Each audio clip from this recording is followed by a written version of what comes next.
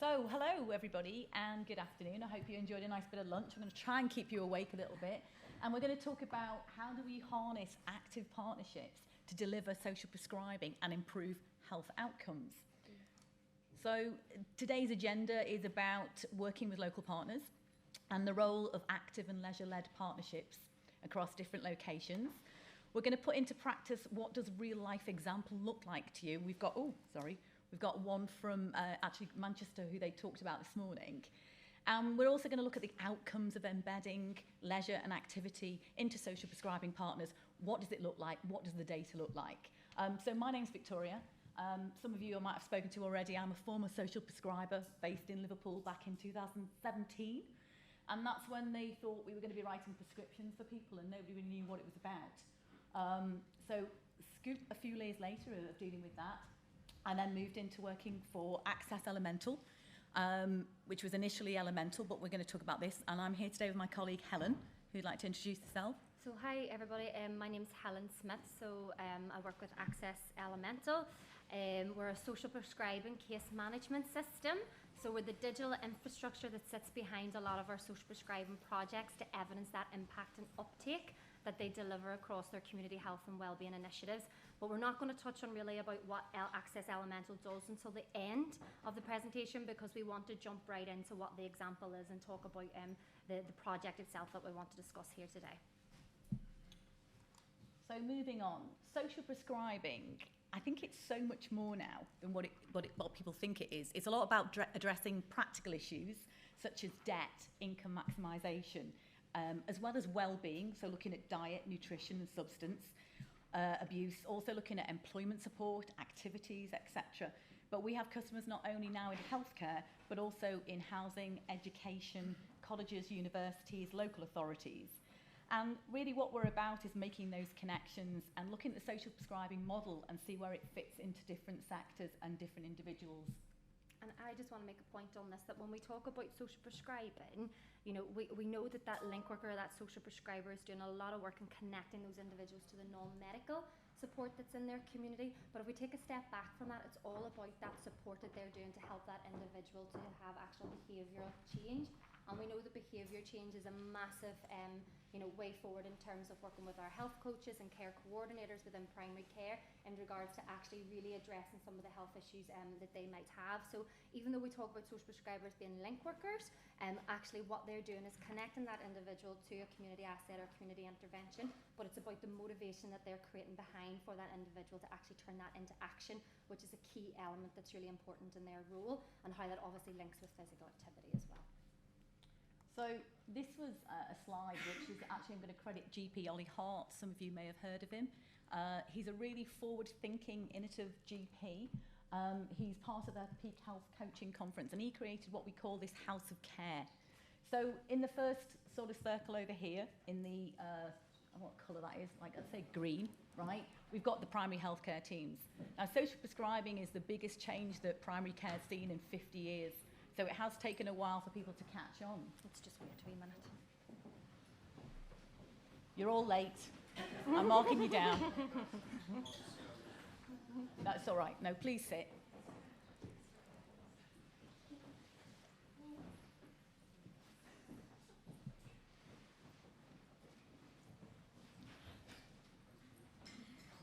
She's got a bag.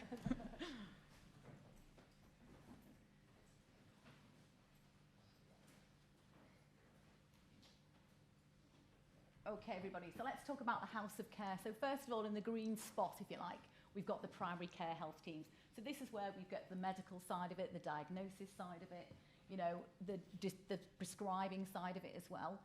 Within that, then, we might have the community health teams as well. And again, within that, we'll have the community therapy and the nursing teams. So they're all working on the medical side of it. Then we've got what we call the link worker side. So this is where the asset-based community development comes on. These are the guys that are on the ground dealing with a lot of the social and practical issues. So they'll also manage directories, they'll know the best places to go, they'll know where you get debt support, they'll know where you go to the walking groups, etc. They'll track and assess, and they are active within the community as well. Below that, we've then got the coaching team. So these are your health and wellbeing coaches. We know now that we can medicalise and pills as much as you like, but the biggest change you can have on anybody's health is behavioural. So this is why the three circles overlap, and in between that you've got that really important role of the care coordinator as well. But around those circles we've now got the employment support, we've got the housing agencies, we've got the social services side of it, and obviously more importantly as well, we've got the community asset groups and the local community groups as well. And in between all that as well is a patient. So what we're looking to provide is really patient-centred approach care and the personalised approach of actually what matters to me. So go on, move on to you. Yeah, thank you. Okay, so I'm going to take some time just to talk about a model delivered across Teamside in Glossop, and it's focusing on an organisation called Active Teamside. So Active Teamside are a charity who obviously deliver physical activity, gym membership, live active schemes around how do we encourage more individuals to get involved in physical activity through maybe subsidised schemes, etc., and how does that improve their health and well-being.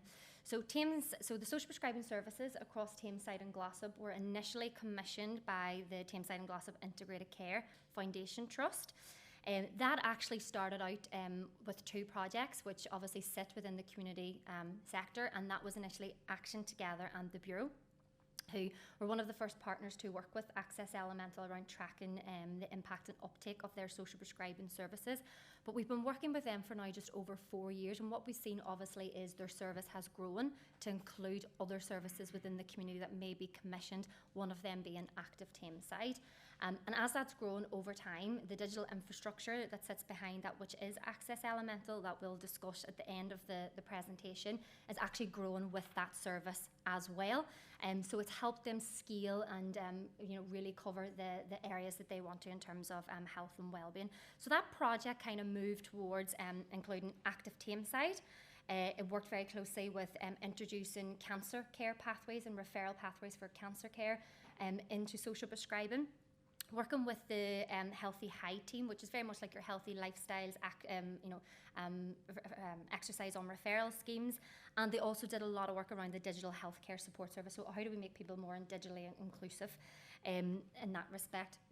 So just to take a little moment on that, we've already talked about today, we know that there's 43 active partnerships across the country who are working together to put inequality at the heart of what they do and working to ensure they can unlock the advantages of anybody taking an active life.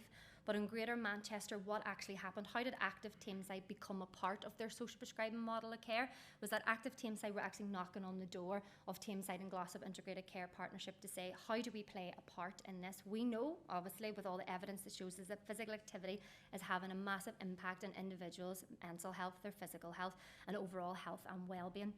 So the types of questions, I suppose, is a trust, and that trust working with its partners and wondering how can they expand their service and expand their approach to social prescribing, was how can we contribute to the ever-growing social prescribing agenda? So we know we talk about population health. We know there's a lot more to it than just connecting individuals to services. So how can we work with diverse sectors and advocate and strengthen physical activity with local social prescribing pathways? So Active Teamside wanted to kind of come to the table and say, how do we encourage, how do we play a part and encourage and get access to more people who need support and engaging in active interventions or physical activity and exercise schemes? How can we adapt our services to support that model? And how can we broker new partnerships aiding in the development of holistic social solutions? And before I get a little bit deeper into the model, Active Teamside, I've worked across Teamside for a number of years, and the other services who were commissioned in Teamside and Glossop to deliver social prescribing, there was never really that partnership between those services. So, they worked very much in silo. So working with Access Elementals, helping to bring that together and build those trusted relationships. So actually we can, with the community sector, with physical activity, you can really, really build on that. So before they actually delved into how do we work together and how do we get part of the Access Elemental system, they really got together and discussed what are our local priorities for supporting integrated and personalised care. So some of the top things that came out of that kind of workshop was things around, if I just press over, there we go. So some of the things that came out of that workshop was actually, we need to have robust, effective, safe and assured pathways into directories and into other services in the community. Obviously, we want to tackle those social problems that are leading to declining mental and physical health, and free up clinical time and pressures on our services. They wanted to strengthen that relationship, as I said, between the voluntary sector, also working together, but also with housing, with local councils, with secondary care and social care. And to be able to do that, they needed one system, Access Elemental, to collect all this data and all this information, to actually report back on that uptake and impact and the return of investment, to show that these relationships were strengthening, these partnerships were building, and that we were building more of a cohesive, integrated social prescribing model of care across the borough. They wanted to have that effective and swift implementation of an interoperable programme that connected with other systems like primary care, and they really wanted to facilitate and accelerate a blended approach to delivery and measurement of social prescribing that didn't also only include social prescribing models of care, which are predominantly within the primary care networks, but looking at our community and voluntary sector, where it is definitely best placed for social prescribing to be delivered, and how that impact and uptake from theirs is actually delivering and demonstrating impact. So just to give a little bit of an overview of who Active Teamside are, and we're focusing on the Live Active GP referral scheme. So it's a health and wellbeing exercise referral scheme. The service aims to improve health and wellbeing of individuals, predominantly with long-term health conditions, and that's something that's come up quite a bit today. It aims to help individuals become more physically active in their day-to-day lives. It's about bespoke programs designed to help you manage individuals' health and medical conditions. As I mentioned, they offer that subsidised gym membership for individuals who get that GP referral into their scheme. And they set personal, physical and mental health goals as well, and discussing that likes and dislikes for that individual. So instantly when you talk about all that, it completely resonates with social prescribing. It's about what matters to that individual. Obviously they've come there for physical activity, but there may be other things that they need to support them in, more practical, more social issues, and actually having that connection with the other organisations in the voluntary sector really helps to ensure that they can cater for some of those additional needs, which actually in turn will help that person engage more longer term in their 12-week programme. So kind of where do their referrals come from? So they take self-referral over the phone. They have a self-referral link on their website. You know, when we talk about social prescribing, it predominantly focuses on the traditional route of you need to go to your GP for a referral into a social prescriber or a link worker or a community connector. But what Active Teamside have done, and a lot of other organisations that we work with, is they've opened up their referral pathways now to self-referral, but they can do that all through their own website and through their own front-facing for third sector organisations, for other health and social care professionals, to make direct referrals into that service without having to send an individual to their GP just to receive a referral to an active or a Live Active scheme. They can do that themselves, or they can do that on behalf of another individual. So the referrals come from things, as you can imagine, like GPs, physiotherapists, cardiac rehab, pulmonary rehab, social workers, outreach talks, and medical healthcare establishments such as GP surgeries. And what happens is when those referrals come in, a member of the team will triage those clients to see, what service are they applicable for, what would be best fitting their needs. And for some conditions, it may require further information from a healthcare professional. So how long does the scheme tend to last? Depending on the level of support, the scheme can vary. Everyone has an initial consultation and that and a week 12 review with an exercise referral specialist. So it tends to last about 12 weeks. At week 12, they'll discuss their progress and will decide if further support is needed. And this is where, if that further support is needed, it's how do they connect them into then the wider services in the community that may be able to support that wider need that they have, or to help them to continue to engage in physical activity beyond the Live Active scheme, or where they are going to receive those services.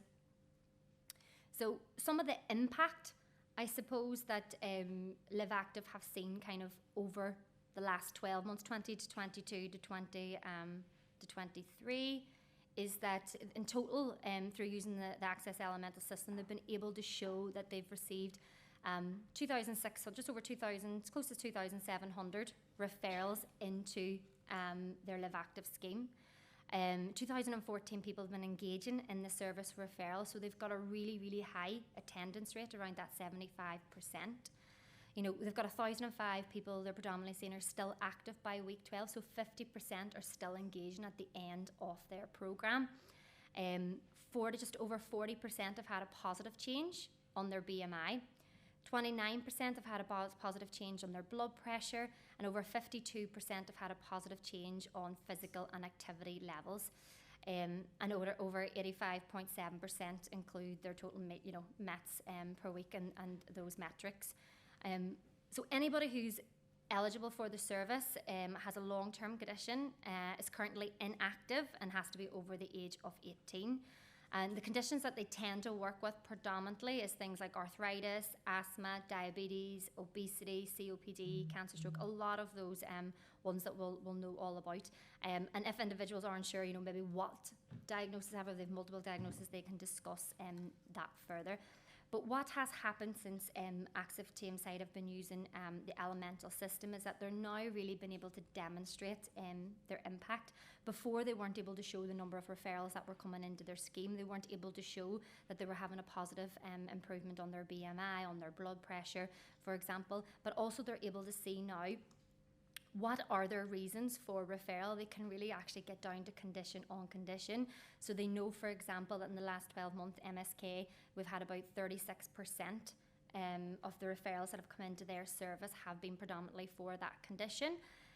What the platform will begin to tell them is as times change or if needs change, some of these conditions may fluctuate, may move from 1, might move down to 4, and they'll be able to see that trend in terms of how do we continue to adapt our service by the need that's coming in through the front door.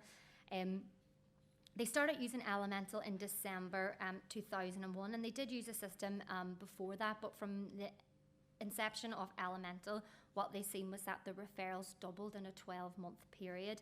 And one of the main reasons for that was because they were receiving referrals from GP practices as part of the GP referral scheme, but GPs were having to go out of their way to make those referrals, so having to complete forms, send that across to them, and we know that GPs are busy and don't necessarily have the time or resource to do that. So with the connection that we have with Elemental and the primary care GP practices with EMA's Vision and System 1, that direct integration between Elemental and the GP practices meant that GPs no longer had to leave their native system. They can make that direct referral into Active Teamside for that individual there and then, and all that data and information that's captured by Active Teamside can also be pushed back into EMAS, into the patient record, so that GP is kept up to date on the visibility of the uptake of that referral. So now what they have is 100% engagement with primary care, which they did not have before. They find that they're now better able to report easier in terms of their KPIs and report to obviously their funders, and it's meant better referral pathways to other services and interventions. As I mentioned before, everybody was working quite in silo across the patch, so they did not necessarily have the means to engage with other voluntary organisations or services to connect individuals to that. And just to touch on that, so one of the other services across Teamside and Glossop that delivers social prescribing is Action Together, and they work really closely with Active Teamside in the case of if Action Together come across an individual who is in need of getting into physical activity, meets some of the criteria that the Live Active scheme requires, they can make a referral directly into Active Teamside through the system, through Access Elemental. Don't have to send that patient or that individual on their merry way to find out, or don't have to signpost it. They can physically do that through the system, so that Active Teamside then can pick that up and actually work with that individual, and that individual doesn't have to repeat their story twice as to what matters to them, what support do they require, etc., etc. And what the beauty is about Action Together is that they're a CVS infrastructure organisation that delivers social prescribing, so they are rooted in the community. Assets and community development is all they've ever known and all they ever do. So they have the knowledge about what all those little grassroots organisations are across the borough in terms of that wider support that individual might need beyond physical activity. And if we put those two things together, that individual is more likely to continue to engage and maintain their own health and well-being, because their needs are being met by a variety of organisations within the community. So just some of the kind of stats from Action Together is that, social prescribing, I'm working with Active Teamside, I'm working with Teamside and Glossop Integrated Care Partnership. They've started to see an increase in their number of referral partners. So over the project, that includes active Teamside. So that's increased by 15%. So by joining up these active partnerships and bringing physical activity into that, they're now being able to co-share and share those referrals depending on what those individual needs are. So they're now at a point where they're receiving over 150 referrals a month across Teamside to support individuals and route them into the community to improve their health and well-being. They've seen an increase in self-referrals to social prescribing by 16%, and also they have referred back to having that 100% engagement from local primary care teams to make those referrals directly into their social prescribing services. So some of the things that we can see there is that there's 94% of improvement in their health and well-being. 63% of their clients are starting to feel worthwhile by engaging in social prescribing, and 95% of the clients said that they would recommend active together and to their family and friends, which is a big testament for the work that the community sector do. And 66% of clients feel more satisfied with their life. And it's a lovely journey to say anyone who's engaging with physical activity to be able then to be referred into the community and have that provider and wider support there for their holistic needs helps to really, really incrementally improve that overall health and well-being and quality of life. I'm going to hand over to you, Victoria. Okay. So why was Access Elemental, why was it created? Well, it was created by two girls in Derry who worked in the community sector who recognised that, as we all do here, that we know it all adds up and it makes sense and everything else, but there was no impact data, there was no clear, safe referral process, there was no data that told you what the gaps in provision are, etc. So basically, a lot of things that we do is also providing that ability of co-design pathways, making people at the centre of what matters to me approach. And obviously be able to demonstrate the impact of the volunteer sector is, I come from the volunteer sector, as does Helen. We are massive fans of the volunteer sector and think they do amazing stuff. But it's looking at the impact that they can have on the prevention agenda as well.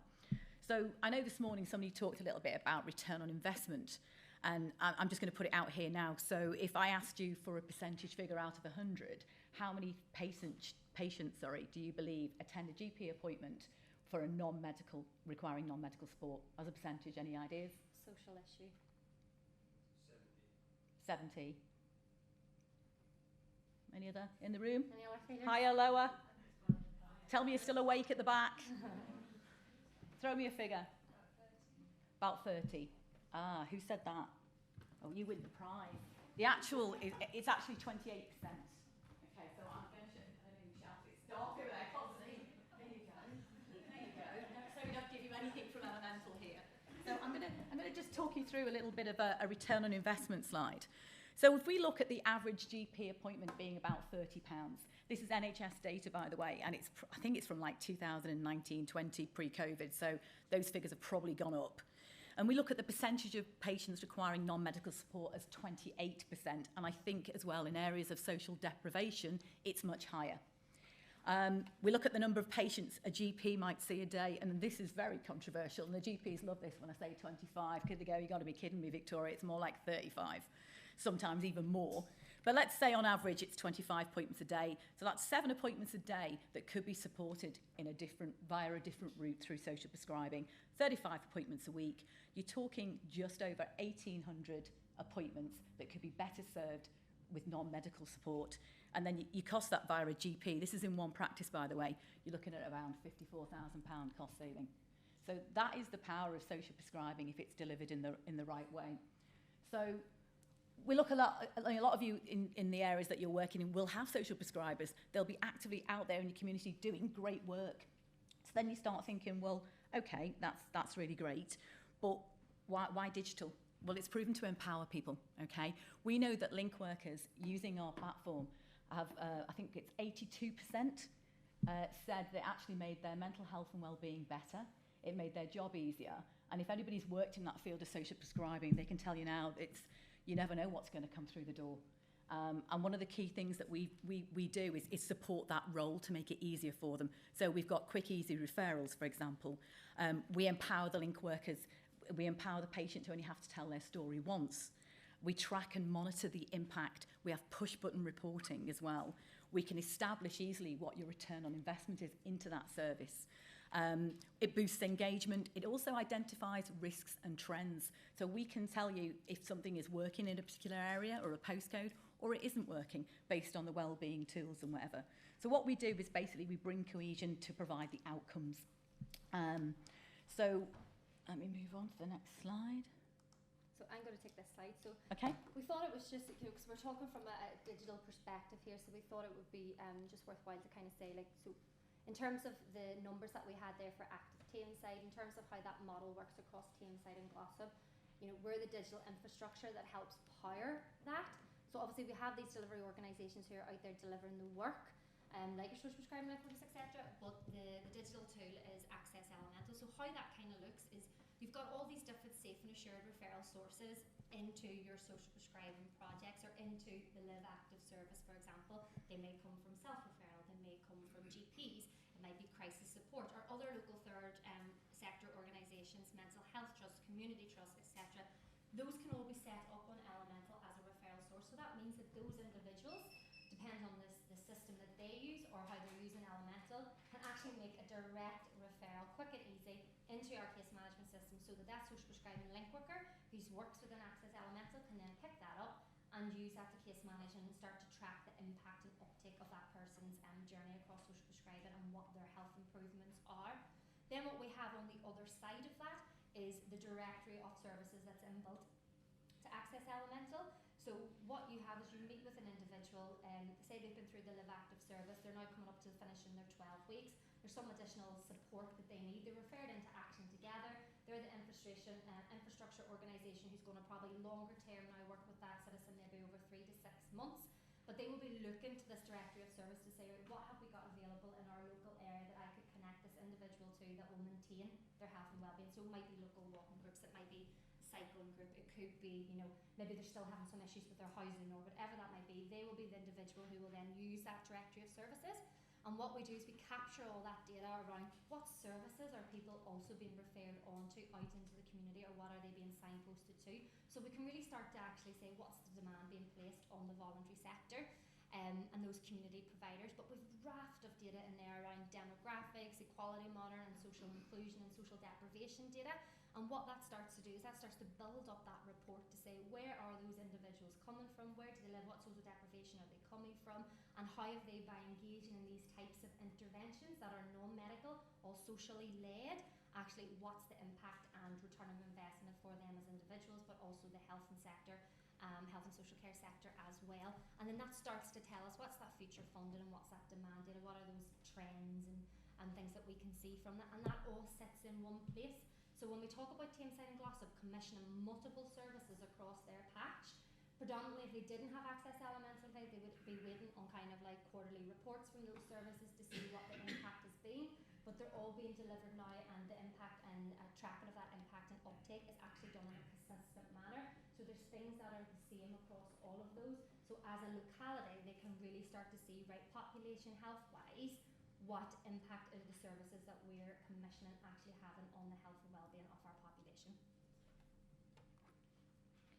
Okay, so just going to have a little look at some stats here as well. And there's a couple of key ones I'm going to point out to you here. So if we look at the top bit there, we've got over 32,000 people making referrals into the platform for support. And when I say referrals, these are neighbourhood teams. So these could be community workers, they could be volunteer sector. In some instances where we're using different sectors, they're housing offices, as well as GPs, etc. And the other thing, a stat I'm just going to pull out to you there as well, is we've got just short, 1.8 million of contacts made. And what we're seeing is an increase on this continually. And what this means is we're dealing with people with more complex needs now than ever before. So rather than one person coming along and having one issue, they will come along and unpack a whole pile of issues. And what we've got the ability now is to record that as well. So we're recording multiple reasons for referral, and therefore people are working with people and having more contact with them. So we record every single contact that's made with any individual at all. And we mentioned before about working in different sectors. So we've got customers in housing now. So what we're doing is taking the social prescribing model and working and putting that into creating social value for the housing association as well, because a lot of them fund stuff out in the community but have no idea what the outcome is, whether it was worthwhile. One of the top reasons that they have for referral in housing association is mental health now. The second one is antisocial behaviour as well. and they think one of the guys, I don't know, I've told this story today a couple of times, but they were taking kids out to play football on a field on a Wednesday night, and I was like, that's brilliant, that's great. So that's great. How's that helping antisocial behaviour when it's committed predominantly by adults, not the kids? So how does that work out for you? And it's about providing those outcomes that we do as well. So we've also got customers in education, looking at student welfare, dropout rates, and the impact we can have on that. We're also looking at prisons. Believe it or not, we're looking at putting the social prescribing model into custodial suites. Obviously health, volunteer sectors, and employability as well. But one of the key things I think that Access has brought to Elemental is the development side of it. So now we actually integrate with RIO, which is a mental health record that's used quite across the country. And what that's done is we've recognised that we've got clinicians, mental health clinicians, spending over 2 hours a day dealing with non-medical issues.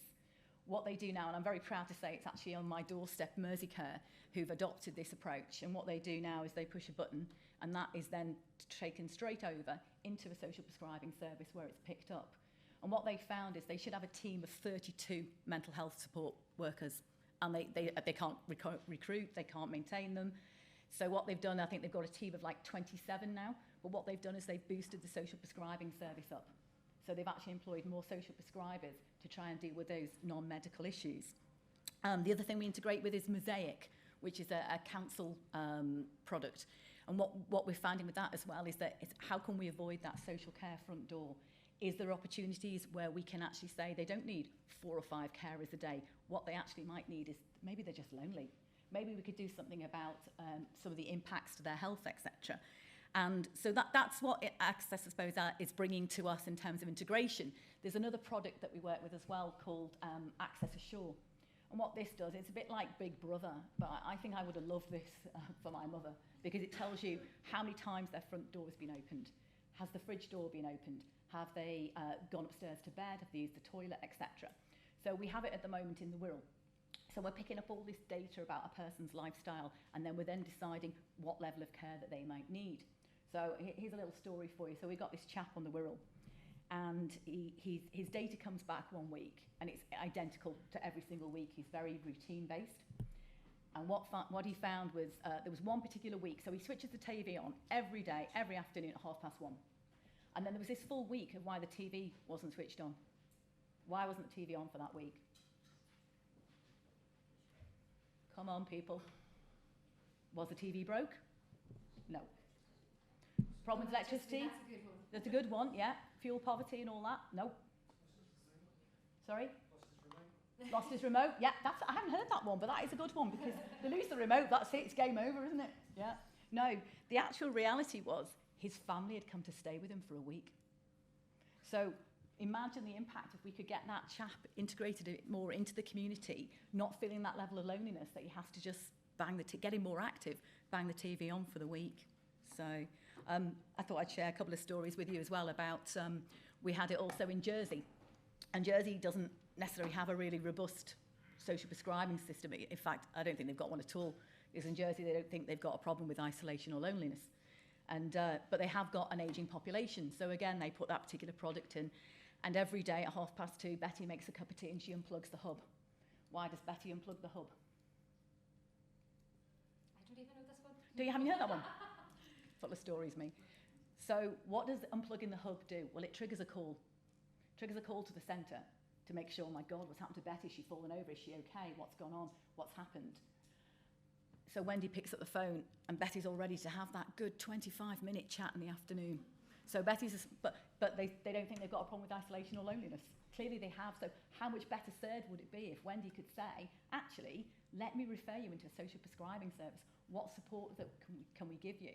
So it's really interesting to see how all the products that we have within Access are fitting together, I suppose, and how much social prescribing plays a big part in every part of those particular products. So just to leave you now, I think this is our last slide, with some key themes and takeaways.